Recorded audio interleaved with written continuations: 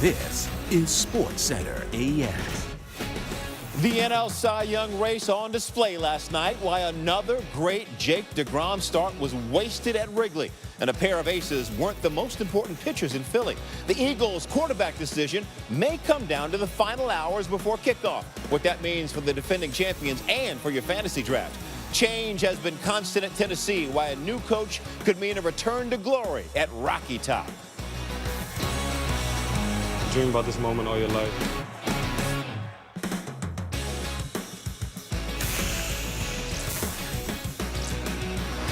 Great Wednesday morning to you. Welcome into SportsCenter. She's Nicole Briscoe. I'm Jay Harris. Big arms on display last night in Major League Baseball. Also known as an embarrassment of riches in the National League. 3 Cy Young contenders all on the mound, and a little complicated ending there for Jacob deGrom. More on that in a second. But thank you, Max Scherzer and Aaron Nola, for making this one easy on us. Head-to-head, Bryce Harper tried to get the best of Nola, but guess what? 3 times the same result every single time. Harper, done. Nola was pretty awesome in this one, though. Worked for a while, struck out 8. Advantage Nola in the matchup between Scherzer and Aaron Nola. Here is Scherzer's night. Not the best results for Scherzer. That's a home run. Dubal Herrera pops it up, just gets out, but it still counts just the same. Scherzer went 5, allowed 3 runs, struck out 5, advantage Nola. His ERA in the last 4 starts, a .64. Drama in the 9th. Anthony Rendon going, gone. 3 for 4 with a homer and 2 RBI. Score 1 on that one, including Rendon. Nationals go up 4-3. Then Wilson Ramos pinch hitting. Run gonna score on that one. It's a double. Ramos comes out of the game. A pitcher, Vince Velasquez, into pinch hit because, well, they're out of position players. Sorry, pinch runner. Jorge Alfaro batting now. Alfaro out because the ball is caught, and Velasquez decides he's going to tag up and go to third. Seems pretty smart. Except, wait until you see this. Ryan Zimmerman thinks Velasquez left early. So the Nats try and pick him up as a double play. I think he did, too. I think he did, too. Velasquez is ruled out. What do you think? Did he leave early? Yep. Yeah, he did. He's out, and Nats pick up the win 5-4 after a crazy 9th inning. He's not instructed to tag up there. He's an inexperienced base runner who gave us a very valiant effort just to go out there and be ready to run right there. He was prepared for that moment. He was anxious for that moment, ready for that moment. And he just got a little overzealous. He understands that he can also score from second base on a base hit right there. It was just a pitcher, a very athletic pitcher, running the bases for us without much experience in that game situation.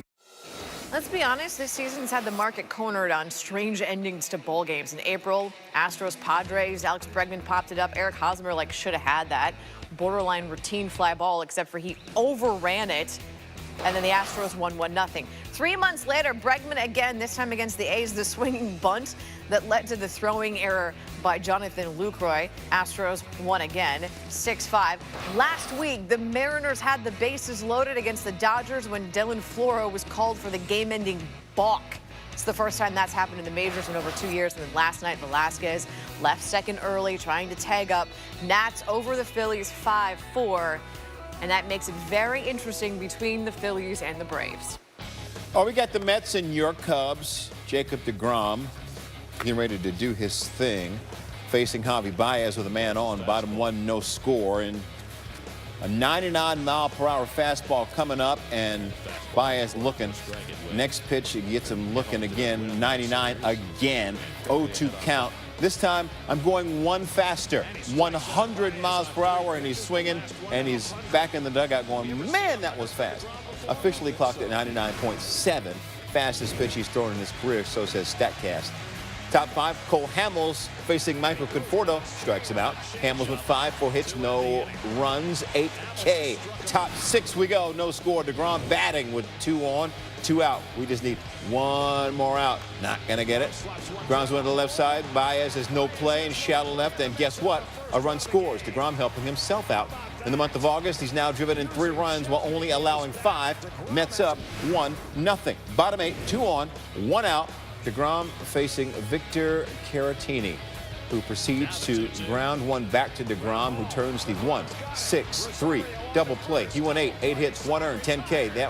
This would go into extras before going into a rain delay. So we're still playing. Well, actually, we're resuming at 1 p.m. today, suspended. Mother Nature's like, y'all go to bed because it's late. So, DeGrom, Scherzer, Mr. Nola, not making the choice for NL Cy Young easy for voters. DeGrom is sporting an MLB best 1.68 ERA. Scherzer has an MLB best 249 strikeouts, and Nola leads all pitchers in wins above replacement, which takes into account opponents faced, the park you pitch in, and the quality of defense behind you, Nicole. How would you feel if you just signed a contract potentially worth $95 million? I mean, pretty good, right? See, Odell Beckham is just like us. The newly minted highest paid receiver in the game is feeling pretty good and happy to have the contract distraction behind him. You know, you kind of dream about this moment all your life. In fact, you've dedicated everything. You know, you sacrifice weekends. Your parents have sacrificed weekend after weekend, traveling, doing this and that, just to be able to get to this point. So it is a relief. I just wanted to get the contract done. Whatever was going to happen with it was going to happen. It's not like it's going to change the way that I want to play and the way that I want to perform. So it just was a matter of getting what you feel like you earned and deserved. And I think it's very fair on both ends what we've done here. And I think we're both happy and just excited about this season and keep getting better. So I'm just excited, Can't say that I blame him. In case you forgot, this is what earns you the right to be the highest paid wideout in the league. Of all the players who've played at least 40 games in NFL history, only Julio Jones has averaged more receiving yards per game than Odell Beckham Jr. Some other NFL news. Speaking of receivers, Alshon Jeffrey, still recovering from rotator cuff surgery in February, is expected to miss at least the first 2 games of the season. Staying with the wideout theme, Des Bryant saying on Twitter that he'll likely wait until later in the season to sign with the team, saying, quote, "I just have to take care of me first," unquote. Well, Bryant waits for a deal. A pair of Bengals D linemen got their deals done before the season.